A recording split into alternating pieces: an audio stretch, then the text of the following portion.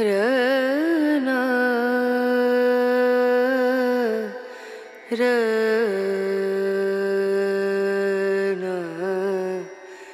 ரனு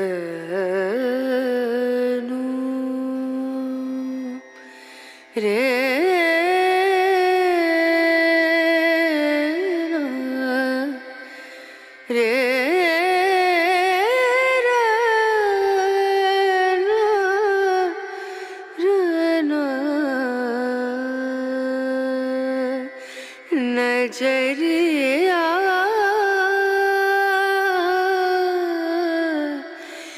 लागे। Hello friends, வணக்கம். எப்படி இருக்கீங்க? எல்லாரும் சந்தோஷமாகவும் நல்ல ஆரோக்கியமாகவும் இருக்கீங்கன்னு நம்புகிறேன். நாங்களும் இங்கே ரொம்ப நல்லா இருக்கோம். இன்றைக்கி வீடியோவில் எங்கள் வீட்டில் ஆடி முதல் வெள்ளி என்னென்ன பண்ணேன், எப்படி பூஜை பண்ணேன் அப்படின்றத ஷேர் பண்ணியிருக்கேன். கூடவே நிறைய பூஜா ரூம் டிப்ஸும் ஷேர் பண்ணியிருக்கேன். இப்போ வாங்க வீடியோக்குள்ளே போகலாம். Welcome to Subha vlogs.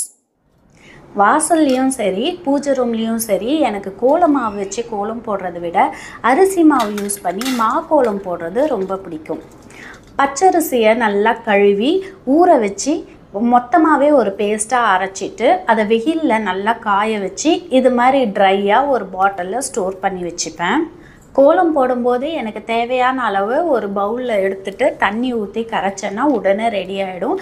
இதில் ஒரு சின்ன துணியை வச்சுட்டு நான் கோலம் போடுறதுக்கு யூஸ் பண்ணுவேன். இது பண்டிகை நாட்கள்ல எல்லாம் நம்ம ரொம்ப வேலை பிஸியாக இருக்கும்போது மிக்சியில் போட்டு அரைச்சிக்கிட்டு இல்லாமல் ரெடியாக நமக்கு பாட்டிலில் ஸ்டோர் பண்ணி வச்சுருந்தோன்னா எடுத்து யூஸ் பண்ணுறதுக்கு ரொம்ப ஈஸியாக இருக்கும், டைம் சேவிங்காக இருக்கும். கோலம் போடுறதுக்கு ஸ்டார்ட் பண்ணுறதுக்கு முன்னாடியே இந்த காஃபி பொடியும் இதெல்லாம் இந்தியாவிலேருந்து வரும்போது நான் வாங்கிட்டு வந்து வச்சுப்பேன்.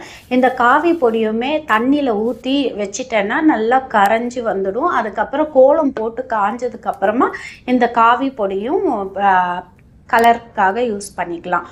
கோலத்தில் ரொம்ப அழகாக இருக்கும். ஸ்மூத்தாக இருக்கிற இடத்துல கோலம் மாவில் கோலம் போட்டோன்னா அது ஈஸியாக கலைஞ்சிடும். இதுவே மெயின் ரோடு, தார் ரோடு, அது மாதிரி ரஃப்பாக இருக்கிற இடத்துல கோலம் மாவில் கோலம் போட்டால் கூட அது அவ்வளோ சீக்கிரம் கலையாது. ஆனால் இது மாதிரி இடத்துல கோலம் மாவு யூஸ் பண்ணோன்னா சீக்கிரமாகவே கலைஞ்சிடும். அதுவும் கலர் பார்த்திங்கன்னா கீழே சிமெண்ட் கலரில் இருக்கிறதுனால கோலம் மாவில் எடுப்பாக பளிச்சுன்னு தெரியாது. அதுவே அரிசி மாவில் கோலம் போடும்போது அது காஞ்சதுக்கப்புறம் நல்லா பளிச்சுன்னு தெரியும், ரொம்ப மங்களகரமாக இருக்கும், அவ்வளோ சீக்கிரமாக கலையாது. அதனால் எனக்கு போட்டால் நான்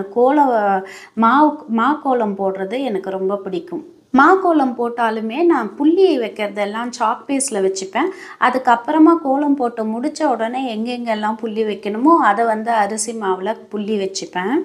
உங்களுக்கு கான்ஃபிடெண்ட்டாக அரிசி கோலம் போட வரும் அப்படின்னா நீங்கள் அப்படியே போட்டுக்கலாம். இல்லை பிகினராக இருக்கிறீங்க, சரியாக அந்த அளவுக்கு வராதுன்னா நீங்கள் ஃபஸ்ட்டு சாக் பீஸில் வரைஞ்சிக்கிட்டு அதுக்கு மேலே நீங்கள் அரிசி மாவில் கோலம் போட்டிங்கன்னா உங்களுக்கு மிஸ்டேக் ஆகாமல் கரெக்டாக வரும். எங்கள் வாசலில் இருக்கிற இந்த சிமெண்ட் தரை ரொம்ப ஈஸியாக கரை படிஞ்சிடுது. போன வருஷம் கார்த்திகை தீபம் அப்போ அகல் விளக்கு ஏற்றி வச்சுருந்தேன். கீழே எத்தனைக்கும் வாழலை கட் பண்ணி வச்சுருந்தேன். அப்புறம் வெத்தலை இதெல்லாமே கீழே வச்சு அது மேலே அகல் விளக்கு வச்சியும் அது அப்படி கரையாயிடுச்சு, அது போவே இல்லை. அதனால் ரொம்ப கேர்ஃபுல்லாக யூஸ் பண்ண வேண்டியதாக இருக்குது. ஈரம் எல்லாம் காஞ்சதுக்கப்புறம் காவியும் விட்டுருந்தேன். உங்களுக்கு இந்த கோலம் பிடிச்சிருக்கான்னு சொல்லுங்கள். ரனா ரனா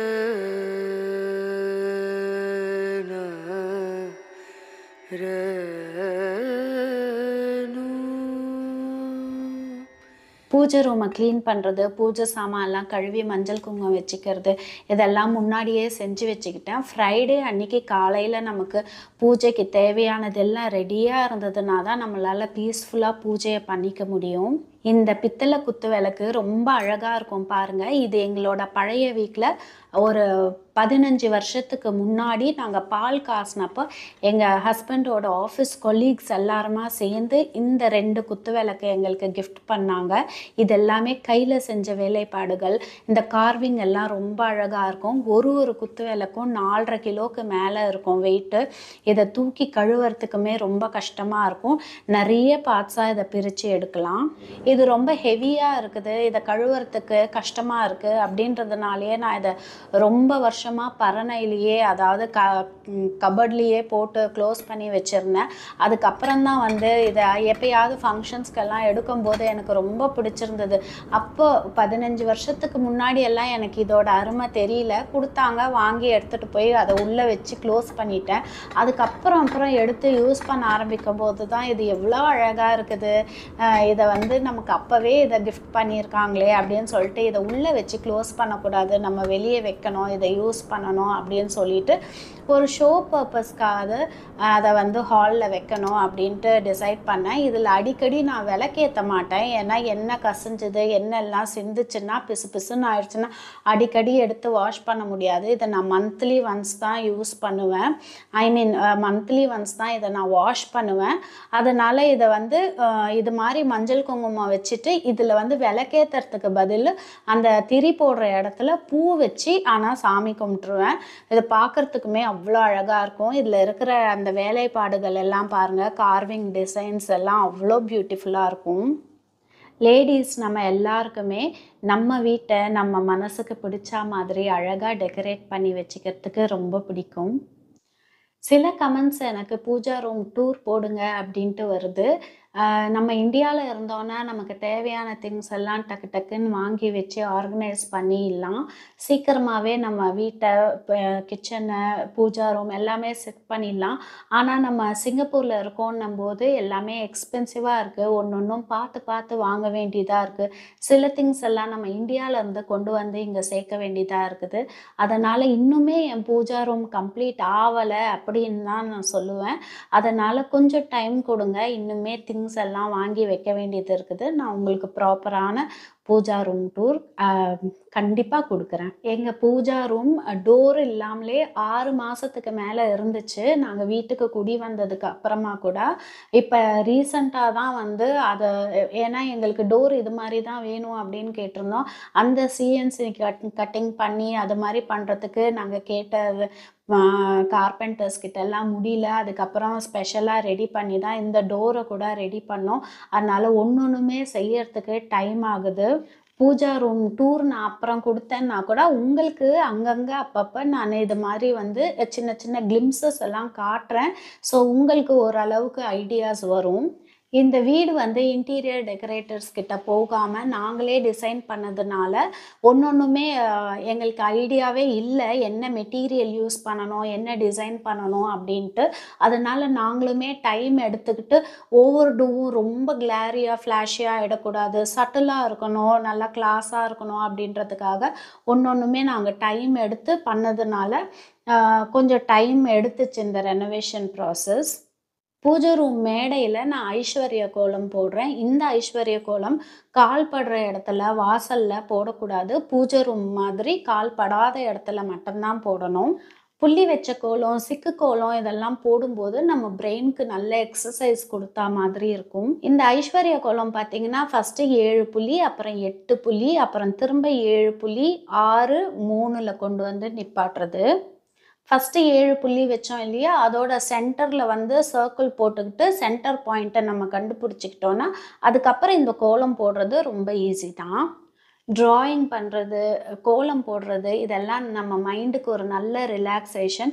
இது மட்டும் இல்லை, உங்களுக்கு பிடிச்ச ஒர்க் எதுவாக இருந்தாலுமே, அது குக்கிங்கு, டெய்லரிங்கு, நிறைய பேருக்கு டிஃப்ரெண்ட் இன்ட்ரெஸ்ட் இருக்கும். அவங்களுக்கு பிடிச்ச விஷயம் பண்ணும்போது மைண்டு நல்ல பீஸ்ஃபுல்லாக ரிலாக்ஸ்டாக இருக்கும். உங்களுக்கு மைண்டுக்கு நல்ல ஒரு ரிலாக்ஸேஷன் கொடுக்கறது என்னன்னு சொல்லுங்கள். டெய்லரிங், ஸ்டிச்சிங் பண்ணுவீங்களா, யோகா கிளாஸஸ் போவீங்களா, இல்லைனா ஸ்லோகா கிளாஸஸ் போய் நிறைய ஸ்லோகம் கற்றுப்பீங்களா, இது மாதிரி பூஜை பண்ணுறது, கோலம் போடுறது, இல்லை குக்கிங், உங்களுக்கு வந்து என்ன விஷயம் ரொம்ப பிடிக்கும்ன்றது சொல்லுங்கள். இந்த ஐஸ்வர்ய கோலம் கம்ப்ளீட் ஆயிடுச்சுங்க. இதை சுற்றி நான் மஞ்சள் குங்குமம் வச்சுக்கிறேன். இந்த கோலம் போட தெரியாதவங்க கற்றுக்கணும்னு ஆசைப்பட்டீங்கன்னா ஃபியூ டைம்ஸ் பேப்பரில் போட்டு ப்ராக்டிஸ் பண்ணுங்கள், ஈஸியாக வந்துடும்.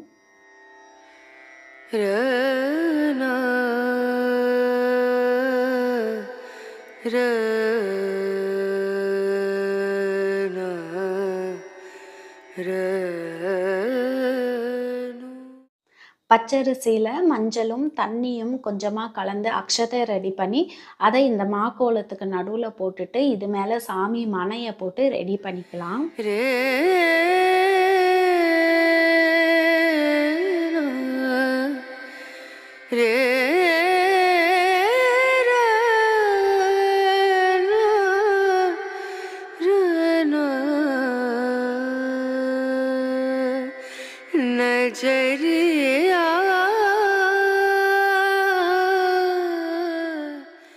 இது வெள்ளிக்கிழமை காலையில் 4 மணிக்கு எழுந்திரிச்சு ஃபஸ்ட்டு தலை குளித்து ரெடி ஆகிட்டு வந்துட்டேன். முதல் வேலையாக மா இலையும் வேப்பலையும் சேர்த்து தோரணம் கட்டி ரெடி பண்ணிடலாம் அப்படின்ட்டு ரெடி பண்ணிகிட்ருக்கேன். 2 கொத்து வேப்பிலையை கேப் விட்டு விட்டு கட்டிக்கிறேன். ஒரு 9, 11 அது மாதிரி ஒத்தப்படையில் வரா மாதிரி கட்டிக்கிறேன். நடுவில் வந்து ஒரு மா இலை வச்சோன்னா அந்த கேப்பு ஃபில் ஆகிடும். ஸோ மா இலையும் வேப்பிலையும் சேர்த்து ஒரு தோரணம் வாசலில் கட்டுறதுக்கு ரெடி பண்ணிட்டேன்.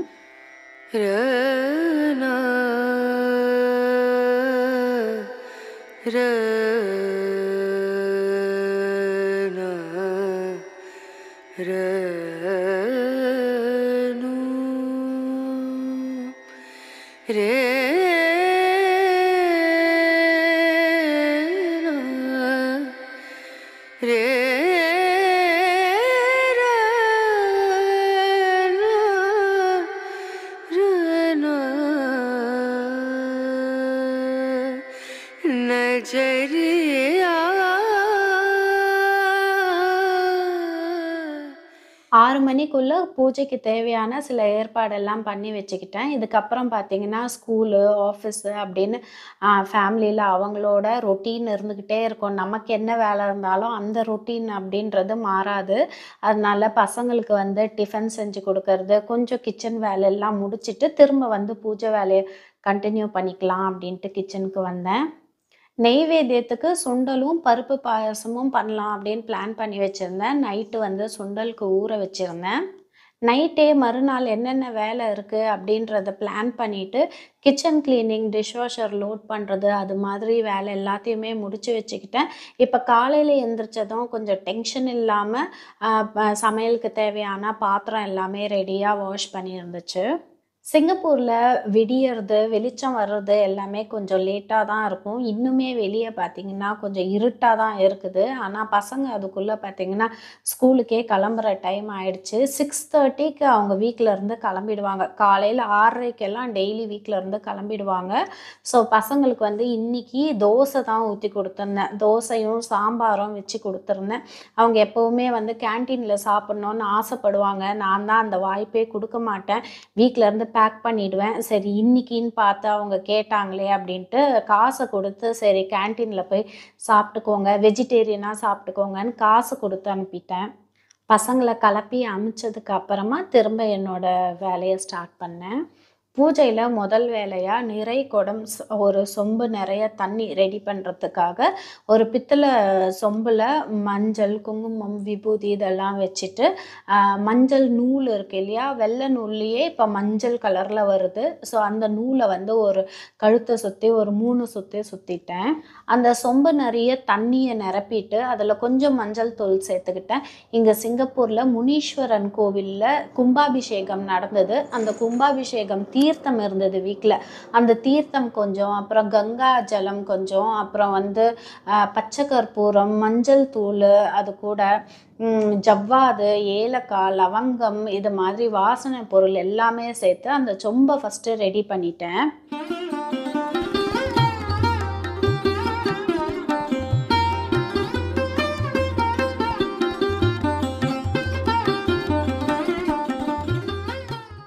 அப்புறம் இந்த தண்ணியில் ஒரு லெமன், அப்புறம் ஒரு பன்னீர் ரோஸு, அப்புறம் $1 காயின் இதையும் சேர்த்துக்கிட்டேன். இது மேலே 5 மா இலை வச்சேன். அப்புறம் ஒரு 2 கொத்து வேப்பிலை சேர்த்து எல்லா தெய்வங்களையும் இந்த ஆடி மாதம் ஃபுல்லாக எங்கள் வீட்டில் இருக்கணும், எங்களுக்கு அருள் புரியணும் அப்படின்ட்டு நல்லா மனசார வேண்டிக்கிட்டு இந்த தண்ணியை நான் ப்ரிப்பேர் பண்ணி வச்சுக்கிட்டேன். இந்த சொம்புக்கு மேலே பார்த்தீங்கன்னா நான் தேங்காய் வைக்கலை. அதுக்கு ஒரு ரீசன் இருக்குது, நான் சொல்கிறேன். இதுக்கப்புறம் ஃபஸ்ட்டு வந்து விநாயகர் வழிபாடு. அதனால் ஒரு மஞ்சள் பிள்ளையார் பிடிச்சி வச்சுக்கிட்டேன். அந்த மஞ்சள் பிள்ளையாருக்கு ஒரு மஞ்சள் குங்குமம் எல்லாம் வச்சுட்டு என்கிட்ட வெள்ளியில் இது மாதிரி விநாயகர் முகம் இருக்குது, அந்த முகத்தை வந்து இந்த மஞ்சள் பிள்ளையார் மேலே வச்சு ரெடி பண்ணிட்டேன். விநாயகருக்கு குங்குமம் வச்சுட்டு பூ வச்சுட்டு அக்ஷதையை போட்டுட்டு அதுக்கப்புறம் மற்ற சாமி படத்துக்கு எல்லாமே பூ வச்சு பூஜை ரூமை ஃபஸ்ட்டு ரெடி பண்ணிக்கிட்டேன். எங்கள் வீட்டில் எங்கள் சின்ன மாமனார் தவறிட்டார். போன பொங்கலுக்கு முன்னாடி தவறினார். அதனால் பொங்கல்லேருந்தே எங்களுக்கு எந்த பண்டிகையுமே இல்லை. அதனாலேயே நான் வந்து எல்லாமே கொஞ்சம் சிம்பிளாகவே பண்ணிகிட்ருந்தேன். கலசம் வைக்கிறது, கற்பூரம் காட்டுறது, அப்புறம் ஏதாவது பண்டிகை நாளில் வந்து எண்ணெய் கடாயை வைக்கிறது, இது மாதிரி கொஞ்சம் ரெஸ்ட்ரிக்ஷன்ஸ் எல்லாம் இருக்கிறதுனால நான் வந்து எப்போவுமே சிம்பிளாக ஒரு விளக்கேற்றிட்டு ஊதுவத்தி மட்டும் காட்டுறது, கற்பூரம் காட்டுறது, தேங்காய் உடைக்கிறது, இதெல்லாம் எதுவுமே பண்ணுறது இல்லை. நான் ஏதோ எனக்கு தெரிஞ்ச அளவுக்கு நான் ஃபாலோ பண்ணுறேன். இப்போ கூட நான் பர்ஃபெக்டாக பண்ணுறேனா அப்படின்னா எனக்கு தெரியாது. பட் என்னோட சிஸ்டர்ஸை கேட்டுட்டு நான் என்னெல்லாம் பண்ணலாம் அப்படின்ட்டு ஒவ்வொரு இதுக்கு முன்னாடியும் அவங்களுக்கு ஃபோன் அடித்து நான் இதை பண்ணலாமா, என்ன பண்ணக்கூடாது அப்படின்றத கேட்டுட்டு நான் எனக்கு தெரிஞ்ச மாதிரி பண்ணிகிட்ருக்கேன். இந்த வருஷம் எங்களுக்கு எந்த நோன்பும் இல்லை. வரமகாலட்சுமி நோன்பு, அப்புறம் தீபாவளி நோன்பு, அது மாதிரி எதுவுமே இல்லை. அதனால் கலசம் வைக்கிறது இல்லை தேங்காய் வைக்கிறது அதெல்லாம் எதுவுமே பண்ணாமல் இது மாதிரி நான் சிம்பிளாக பண்ணிகிட்ருக்கேன். பூஜை ரூமில் 5 விளக்கு ஏற்றுறது ரொம்ப நல்லது அப்படின்னு சொன்னாங்க. ஸோ விளக்கு ஏற்றும் போது ஃபஸ்ட்டு நான் இது மாதிரி ஒரு அகல் விளக்கு வச்சு தான் விளக்கு எல்லாத்தையுமே ஏற்றுவேன்.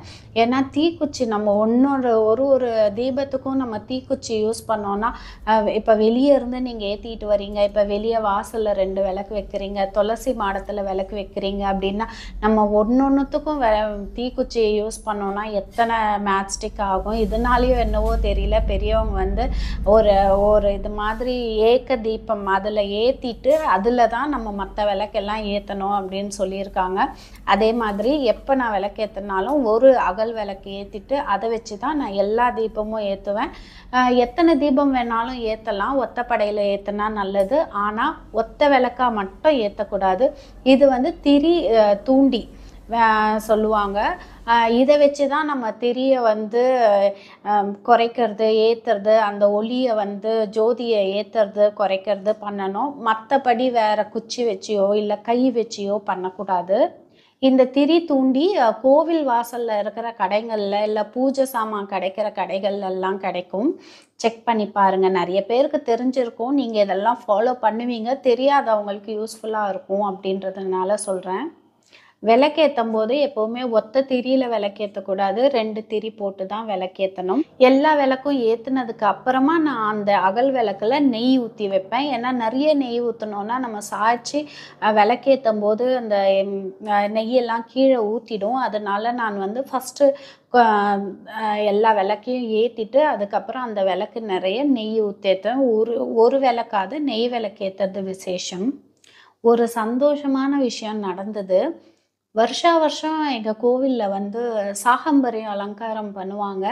ஆடி முதல் வெள்ளி அன்னைக்கு சாகம்பரி அலங்காரம் பண்ணுவாங்க. நிறைய காய்கறி எல்லாம் போட்டு பழம், காய்கறி, கீரை எல்லாமே வச்சு சாமிக்கு அலங்காரம் பண்ணுவாங்க. ரொம்ப கிராண்டாக இருக்கும். இந்த வருஷம் பார்த்திங்கன்னா எங்கள் சிவகிருஷ்ணா கோவிலில் வந்து ரெனோவேஷன் நடந்துகிட்ருக்கு. அடுத்த மார்ச்சில் வந்து கும்பாபிஷேகம். அதனால் இந்த வாட்டி எப்படி அலங்காரம் பண்ணுறது, இடம் இல்லை, பத்தாது அப்படின்னு எல்லாம் பேசிக்கிட்டு இருந்தாங்க. ஸோ நான் வந்து வெள்ளிக்கிழமை கோவிலுக்கு போயிருக்கும்போது நான் வருஷமே ஏதாவது ஒரு காய்கறி ஏதாவது வாங்கி கொடுப்பேன். நான் அங்கே போயிட்டு மாலை கோத்து கொடுப்பேன். அம்மனுக்கு எலுமிச்சை பழ மாலை போடணும்னு எனக்கு ஒவ்வொரு வருஷமும் ரொம்ப ஆசையாக இருக்கும். ஆனால் போய் கேட்கும் போதெல்லாம் எலுமிச்சை பழ மாலை மட்டும் ஃபஸ்ட்டு புக் ஆகிடும், சான்ஸே கிடைக்காது. அதனால் நான் ஆரஞ்சு வாங்கி கொடுத்துருக்கேன், பூ மாலை வாங்கி கொடுத்துருக்கேன். அதுக்கப்புறம் வந்து கொத்தமல்லி, புதினா இதெல்லாம் வந்து ஆனால் கிலோ கணக்கில் தேவைப்படும். ரொம்ப பிரம்மாண்டமாக பண்ணுவாங்க. பார்த்தீங்கன்னா ஒரு 130 ஆரஞ்சு வாங்க வேண்டியிருந்தது. அதுக்கப்புறம் 8 அடி மாலை, அது மாதிரி எல்லாம் ஒவ்வொரு வருஷமும் வாங்கி கொடுப்போம். இந்த வாட்டி தான் எனக்கு லக்கிலி பார்த்தீங்கன்னா, நான் போய் கேட்ட உடனே நீங்கள் நான் தான் கேட்டேன், எலுமிச்சை பழ மாலை இந்த வருஷம் கிடைக்குமா அப்படின்னு கேட்டவுடனே, ஓகே எலுமிச்சை பழ மாலை நீங்கள் 108 எலுமிச்சை பழம் வச்சு மாலை செஞ்சு கோத்தே கொண்டு வந்துடுங்க அப்படின்னோடனே எனக்கு சந்தோஷம் தாங்க முடியல. ஏன்னா எந்த வருஷமும் எனக்கு கிடைக்காத ஒரு சான்ஸ், இந்த வாட்டி ரெனோவேஷன் நடக்குது, இடம் இல்லை அப்படின்னு சொல்லி கூட இந்த எலுமிச்சை பழ மாலை நீங்கள் கோத்து கொண்டு வாங்க 108 பழம் வாங்கி அப்படின்னு சொன்னோன்னே எனக்கு ரொம்ப சந்தோஷமாயிடுச்சு. ஹாப்பியாக வந்து நாங்கள் முன்னாடியே கடையில், ஏன்னா ஆடி மாதம் பாருங்களேன், லெமன் எல்லாம் ரொம்ப டிமாண்டாக இருக்கும். முன்னாடியே நாங்கள் சொல்லி வச்சிட்டோம் ஏன்னா இதெல்லாம் இந்தியாவிலேருந்து தான் இந்த லெமன் எல்லாம் சிங்கப்பூருக்கு வருது. க்ரீன் கலரில் இருக்குது, அது வந்து சிங்கப்பூரில் கிடைக்கும். ஆனால் எல்லோ லெமன் வந்து இந்தியாவிலேருந்து தான் வருது, முன்னாடி சொல்லி வைக்கணும்னு சொல்லியிருந்தாங்க. அதனால் காய்கறி கடையில் போயிட்டு இது எங்களுக்கு புக் பண்ணிவிட்டு கரெக்டாக போய் ஹஸ்பண்ட் முன்னாலே கொண்டு வந்துட்டார். காலையில் இது பூஜை வேலையெல்லாம் ஓரளவுக்கு நான் முடிச்சுட்டு இதை வந்து கோத்து ரெடி பண்ண ஆரம்பிச்சிட்டேன். அப்புறம் ஒரு 5 தாமரை பூ கொண்டு வந்திருந்தாங்க. அந்த தாமரை பூவை வந்து இது மாதிரி மேலே இருக்கிற காஞ்சி போன பெட்டல்ஸ் எல்லாத்தையுமே எடுத்துட்டு உள்ளே இது மாதிரி பிரித்து விட்டோன்னா தாமரைப்பூ மலர்ந்தால் எவ்வளோ அழகாக இருக்கும். தாமரைப்பூ எவ்வளோ ஒரு அழகான பூ.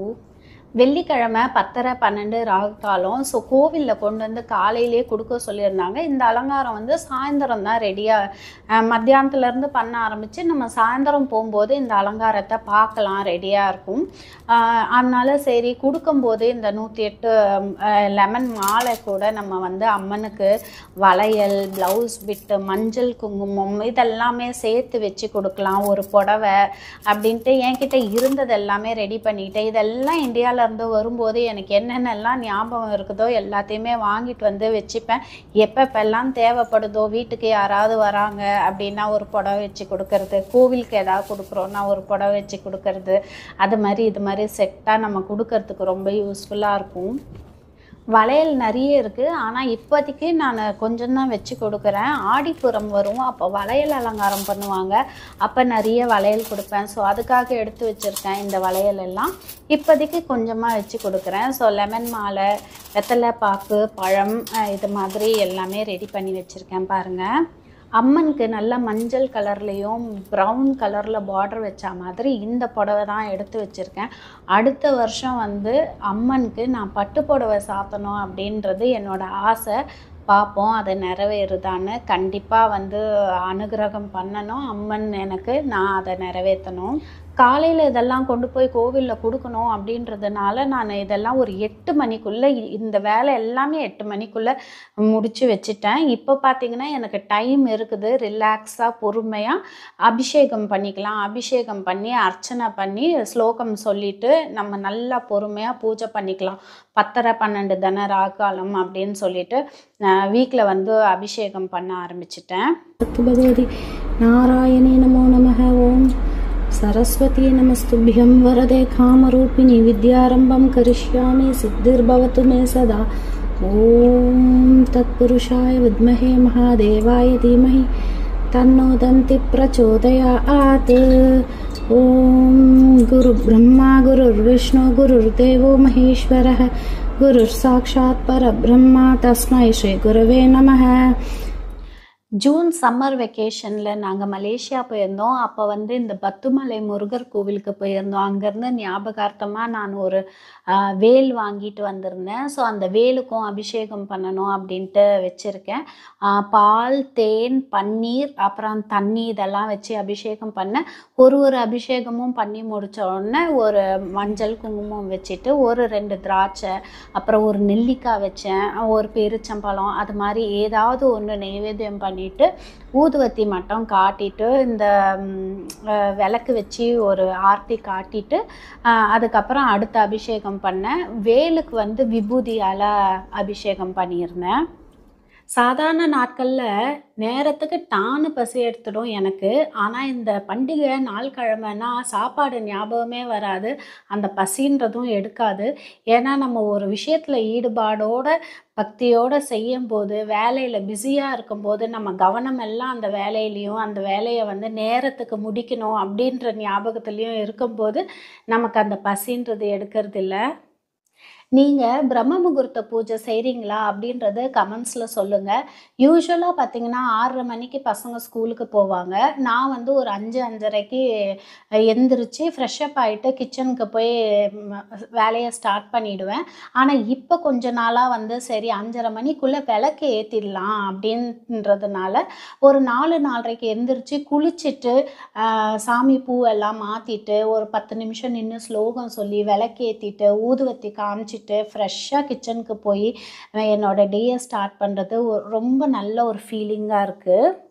பசங்க ஹஸ்பண்ட் எல்லாம் வேலைக்கு வெளியே கிளம்புற நேரத்தில் நம்ம வந்து ஃப்ரெஷ்ஷாக இருக்கிறதும், வீட்டில் வந்து காலையிலேயே ஒரு ஊதுவத்தி வாசனை இருக்கிறதும், ஒரு கந்த சஷ்டி கவசம் போட்டு கேட்குறது, ஏதோ சாமி பாட்டு ஓடுறது அப்படின்றது ரொம்ப வால்யூம் கம்மியாக வச்சுட்டு கேட்குறது வந்து ரொம்ப பீஸ்ஃபுல்லாக இருக்குது. இந்த ஃபீலிங் எனக்கு ரொம்ப பிடிச்சிருக்கு. டேவுமே வந்து அந்த காலையில் நேரத்தில் பரபரப்பில் ஒரு டென்ஷன் ஆகிறதோ கோவப்படுறதோ இதெல்லாம் இல்லாமல் ரொம்ப காமன் பீஸ்ஃபுல்லாக இருக்குது. எனக்கு இது ரொம்ப பிடிச்சிருக்கு. நீங்களும் இதை பண்ணுறீங்களான்னு சொல்லுங்கள். அப்படி இல்லைன்னா நீங்கள் ட்ரை பண்ணி பாருங்கள், உங்களுக்கு எப்படி இருக்குது அப்படின்றது எனக்கு நீங்கள் கமெண்ட்ஸில் சொல்லுங்கள். எப்போ நீங்கள் எந்திரிக்கிற டைம்லேருந்து ஒரு 1 hour நீங்கள் முன்னாடி வச்சுக்கோங்க. இப்போ 6:30க்கு எந்திரிப்பீங்கன்னா 5:30க்கு எழுந்திரிக்கோங்க. 7:30க்கு எந்திரிப்பீங்கன்னா 6 o'clock எழுந்திரிக்கோங்க. அப்படி ஒரு மணி நேரம் யூஸ்வலாக எந்திரிக்கிற டைம்லேருந்து நீங்கள் முன்னாடி எழுந்திரிச்சு குளிச்சுட்டு சாமி விளக்கேற்றிட்டு நான் சொன்ன மாதிரி இந்த ஊதுவத்தி இந்த மைல்டாக ஒரு சாமி பாட்டு இதெல்லாமே பாசிட்டிவ் வைப்ரேஷன், ஒரு ஃப்ரெஷ்ஷான ஃபீலாக இருக்குது. அந்த தூக்க கலக்கத்தோடு கிச்சனில் போய் வேலை செய்யாமல் இது மாதிரி ஒரு சாமி கும்பிட்டுட்டு போய் நம்ம ஃப்ரெஷ்ஷாக கிச்சனில் போய் வேலை செய்யும்போது அந்த டேயே வந்து ரொம்ப பாசிட்டிவாக இருக்குது. நீங்கள் ட்ரை பண்ணி பார்த்துட்டு எனக்கு சொல்லுங்கள்.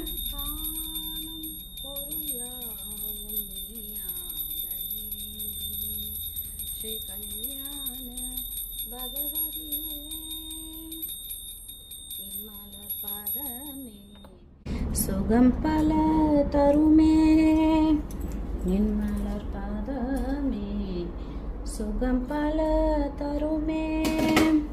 சரணம் சரணம் பகவதி தாயே, சரணம் சரணம் பகவதி தாயே. என்னை மறந்து உன்னை உணர்ந்து, என்னை மறந்து உன்னை உணர்ந்து, என்னில் உன்னிலை காணவும் அருள்வாய், என்னில் உன்னிலை காணவும் அருள்வாய். அம்மே நாராயணா, தேவி நாராயணா, லக்ஷ்மி நாராயணா, பத்ரே நாராயணா. கலையாத கல்வியும் குறையாத வயதுமோர் கபடுவாராத நட்பும் கன்றாத வளமையும் குன்றாத இளமையும் கழிப்பினி இல்லா உடலும் சலியாத மனமும் அன்பு அகலாத கணவரும் தவறாத சந்தானமும் தாளாத கீர்த்தியும் மாறாத வார்த்தையும் தடைகள் வாராத கொடையும் தொலையாத நிதியும் கோணாத கோணும் ஒரு துன்பமில்லா வாழ்வும் துயனன் பாதத்தில் அன்பும் உதவி பெரிய தொண்டரோடு கூட்டு கண்டாய். அழையொழி அர்த்துயில் மாயனது தங்கையே, ஆதி கடையூரின் வாழ்வே, அமுதீசர் ஒரு பாதம் அகலாத சுகபாணி அருள்வாய் அபிராமியே. ஓம் சக்தி. தீபம் தூபம் நைவேத்தியம் சமர்ப்பயாமி. ஸ்வாஹா ஸ்வாஹா ஸ்வாஹா. சுவாமிக்கு அக்ஷதை போட்டு வெள்ளிக்கிழமை பூஜை எங்கள் வீட்டில் நான் இப்படி தாங்க பண்ணேன். இப்போ என்னென்னலாம் வச்சுருக்கேன்னு காட்டுறேன் வாங்க.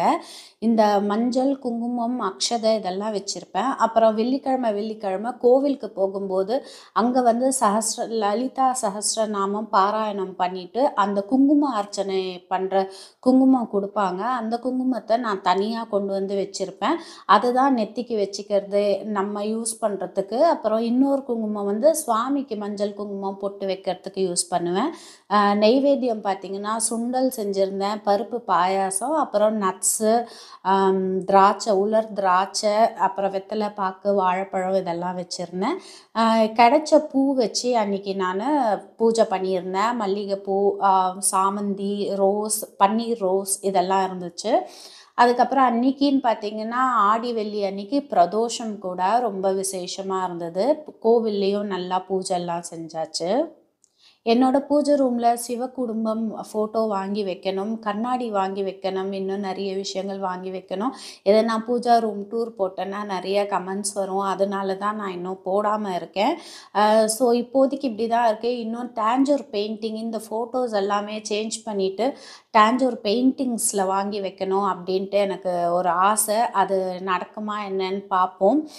இது 15 வருஷத்துக்கு முன்னாடி பழைய வீட்டில் இருந்த ஃபோட்டோஸ் தான் கொண்டு வந்து வச்சுருக்கேன். இந்த லக்ஷ்மி, விநாயகர், சரஸ்வதி இந்த ஃபோட்டோ மட்டும் கிரகப்பிரவேசம், இந்த வீடு பால் காசினப்போ வச்ச ஃபோட்டோஸு. மீதி எல்லாமே பழைய வீட்டிலேருந்து கொண்டு வந்து வச்ச ஃபோட்டோஸ் தான். வெளியே வாசலில் கட்டியிருந்த மா இலை, வேப்பலை, தோரணம் பாருங்கள். ஃபஸ்ட்டு விநாயகருக்கு வழிபாடு பண்ணிவிட்டு அப்புறம் குலதெய்வத்தை அழைச்சிட்டு இஷ்ட தெய்வம், அப்புறம் அம்மன், ஆடி மாதம் இல்லையா, அதனால எல்லா சாமியும் வீட்டுக்கு அழைச்சி நல்லபடியாக பூஜை முடிஞ்சுதுங்க. இப்போ நான் இந்த லெமன் மாலை இதெல்லாம் எடுத்துகிட்டு கோவிலுக்கு போனோம். லெமன் மாலை, அப்புறம் இன்னும் கொஞ்சம் திங்ஸ் எல்லாம் வெயிட்டாக இருந்ததுனால என் ஹஸ்பண்டை வர சொல்லியிருந்தேன். அவர் காலையிலேயே ஆஃபீஸ் கிளம்பி போயிட்டார். அப்புறம் இந்த கோவிலுக்கு போயிட்டு வர்றதுக்கு மட்டும் கொஞ்சம் வர சொல்லியிருந்தேன். அவர் தான் என்னை கோவிலுக்கு கூட்டிகிட்டு போயிருந்தார். அங்கேயும் கொஞ்சம் கிளிப்பிங்ஸ் ஆட் பண்ணியிருக்கேன் பாருங்கள். வெள்ளிக்கிழமை ராகு காலம் 10:30 12 11:30லேருந்து 12 மணி வரைக்கும் லலிதா சஹஸ்ரநாமம் பாராயணம் பண்ணுவாங்க, குங்கும அர்ச்சனை பண்ணுவாங்க. கோவிலுக்கு போய் நெய் விளக்கு போட்டுட்டு பூஜையை பார்த்துட்டு வந்தால் ரொம்ப நிறைவாக இருக்கும் அன்றைய நாள்.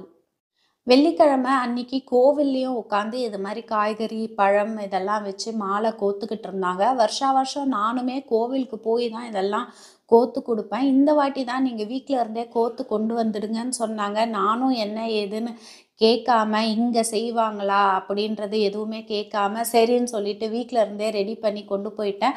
அங்கே போனப்புறம் தான் பார்த்தா அங்கேயுமே உட்காந்து கோத்துக்கிட்டு இருந்தாங்க. இந்த கேரட் எல்லாம் விட பாருங்கள் மாலையாக கோக்குறாங்க. எண்டில் நான் உங்களுக்கு வருஷம் எவ்வளோ கிராண்டாக பண்ணுவாங்க, எவ்வளோ காய்கறி, கீரை எல்லாம் போட்டு பண்ணுவாங்க அப்படின்றதையும் ஆட் பண்ணுறேன் பாருங்கள்.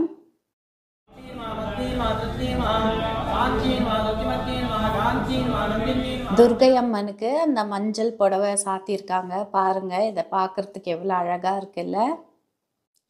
லெமன் மாலை இது மாதிரி பழங்கள் எல்லாம் மாலை கோக்கும்போது நம்ம அந்த பழத்தை கோத்துட்டு இழுக்கும்போது, ஊசி இழுக்கும்போது கை ஸ்லிப்பரியாக இருக்கும், வழுக்கும். ஏன்னா அந்த ஜூஸ் எல்லாம் அந்த ஊசியில் வர்றதுனால கை ஸ்லிப்பரியாக இருக்கும். அதுக்கு இது மாதிரி ஒரு நியூஸ் பேப்பரோ இல்லை சாமிக்குன்னு யூஸ் பண்ணுற துணியை வச்சு இழுத்தோன்னா ஈஸியாக வந்துடும். நீங்கள் சப்போஸ் எலுமிச்சை பழம் மாலை கோத்திங்கன்னா அது மாதிரி துணியை வச்சு ஊசியை இழுத்து அப்புறமா கோத்துடுங்க.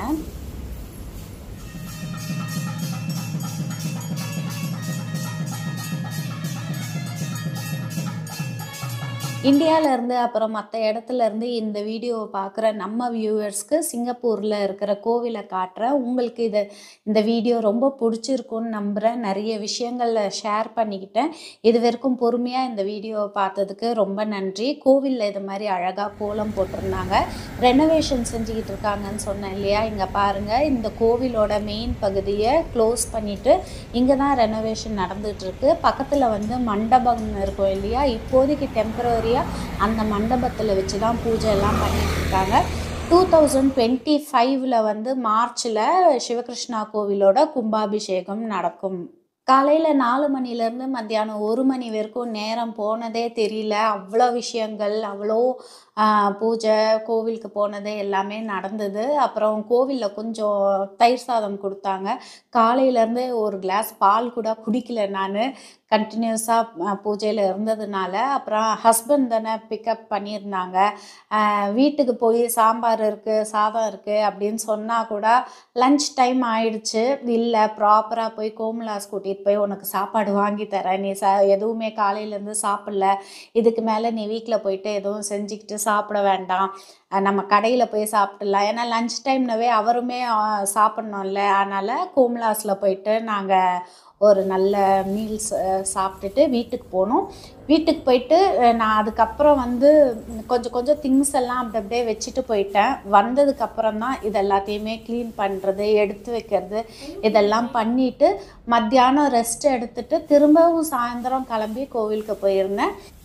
கோவிலில் அர்ச்சனை பண்ணி நமக்கு தேங்காய் கொடுப்பாங்க இல்லையா, அந்த தேங்காய் எல்லாமே பூ இருக்கிற தேங்காவாக தான் அர்ச்சனை பண்ணி கொடுப்பாங்களா அப்படின்றது எனக்கு ஒரு டவுட்டு. ஏன்னா வாரம் நான் கோவிலில் இருந்து தேங்காய் வாங்கிட்டு வந்து இது மாதிரி பூஜை ரூமில் வச்சு எடுத்து பார்க்கும்போது கரெக்டாக அந்த தேங்காய்க்குள்ளே பூ இருக்கும். அது எப்படி வந்து ஒரு வாரமே தேங்காய்க்குள்ளே பூ இருக்குது அப்படின்றது எனக்கு தெரியல. உங்களுக்கு தெரிஞ்சால் சொல்லுங்கள், பூ இருக்கிற தேங்காய் தான் கோவிலில் இது மாதிரி வச்சு கொடுப்பாங்களா அப்படின்றது. எனக்கு வீட்டுக்கு வந்து பார்த்ததுமே ரொம்ப ஹாப்பி ஆகிடும். பூ இருக்கிற தேங்காய் பார்த்தோன்னா சந்தோஷமாக இருக்கும். நமக்கு இருக்கிற பிரச்சனைகளை நம்ம முயற்சி பண்ணி சில பிரச்சனையை நம்மளால் சரி பண்ணிட முடியும்.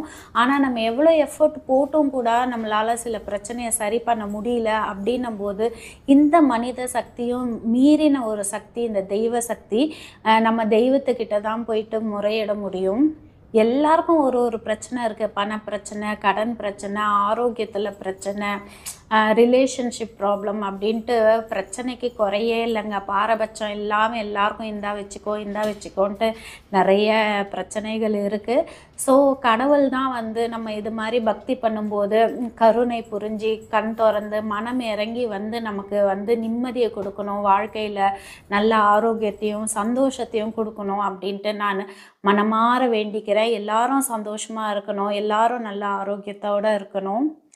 என் வயசில் இருக்கிற லேடிஸால் ரிலேட் பண்ணிக்க முடியும். 40+ இருக்கிற லேடிஸ், வயசான அப்பா அம்மா இருப்பாங்க, டீனேஜில் இருக்கிற பசங்க இருப்பாங்க. நமக்கு 40 இயர்ஸில் ஹார்மோனல் சேஞ்சஸ் நிறைய இருக்கும், லோன்லினஸ் ஃபீல் ஆகும், நிறைய விஷயங்கள் இருக்குது. இது மாதிரி என் வயசில் இருக்கிறீங்கன்னா நீங்கள் அதை வந்து ரிலேட் பண்ணிக்க முடியும். அதுவும் நம்ம வெளிநாட்டில் இருக்கிறவங்கள கேட்கவே வேண்டாம். நல்லது கெட்டது எதுக்குமே போய் கலந்துக்க முடியாது. சின்ன சின்ன கேதரிங்ஸை நிறைய மிஸ் பண்ணுவோம். இதெல்லாம் சின்ன சின்ன விஷயமா இருந்தாலும் பல வருஷம் இதை தொடர்ந்து நடக்கும்போது நமக்கு ரொம்ப லோன்லினஸ் ஃபீல் ஆகும். என்ன மாதிரி யாரெல்லாம் ஃபீல் பண்ணுறீங்க அப்படின்றத என்னோட ஷேர் பண்ணிக்கோங்க. ஸோ நான் மட்டும் இப்படி ஃபீல் பண்ணலை, என்ன மாதிரி இருக்கிறாங்க அப்படின்றதும் எனக்கு தெரிய வரும். ஆனால் யாராவது வந்து எனக்கு எந்த பிரச்சனையுமே இல்லை, எனக்கு நல்ல ஹெல்த் இருக்குது, எனக்கு நல்ல ஃபேமிலி இருக்குது, எனக்கு நல்ல ஃபினான்ஷியல் ஸ்டேட்டஸ் இருக்குது, நான் ஹாப்பியாக இருக்கேன், எந்த பிரச்சனையும் இல்லாமல் சந்தோஷமாக இருக்கேன் அப்படின்னு யாராவது இருக்கீங்கன்னா கண்டிப்பாக கமெண்ட்ஸில் சொல்லுங்கள். You are the blessed soul. ரொம்ப பிளெஸ்டு நீங்கள். உங்களுக்காக நான் ரொம்ப சந்தோஷப்படுறேன். மற்றவங்களுக்காக நல்லா ப்ரே பண்ணிக்கிறேன்.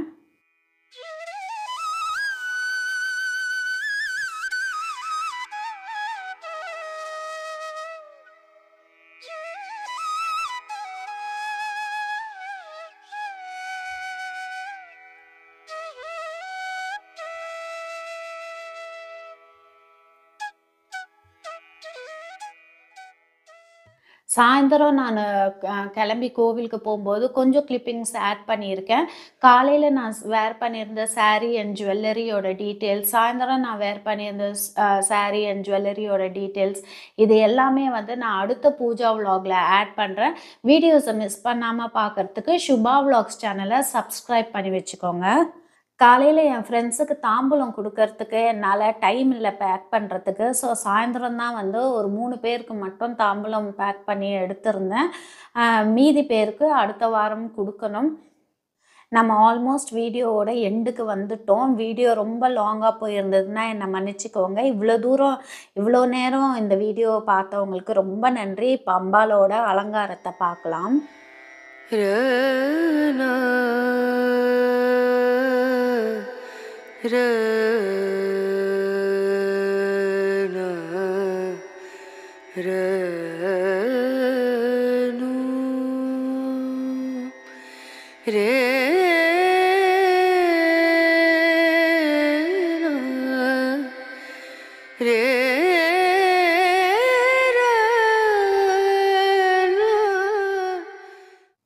இதுக்கு முன்னாடி வருஷங்களில் பண்ண சாகம்பரி அலங்காரம் எல்லாம் ஆட் பண்ணுறோம் பாருங்கள். இது மாதிரி நீங்கள் இருக்கிற இடத்துலையும் காய்கறி அலங்காரம் பண்ணுவாங்களா அப்படின்றது கமெண்ட்ஸில் சொல்லுங்கள். இந்த வீடியோ உங்களுக்கு ரொம்ப பிடிச்சிருக்கும்னு நம்புகிறேன். பிடிச்சிருந்ததுன்னா சேனலை சப்ஸ்கிரைப் பண்ணிவிட்டு நோட்டிஃபிகேஷன் பெல்லையும் கிளிக் பண்ணி வச்சுக்கோங்க. மீண்டும் ஒரு நல்ல வீடியோவில் உங்களை வந்து மீட் பண்ணுறேன். Until then, take care and bye bye. Thanks for watching.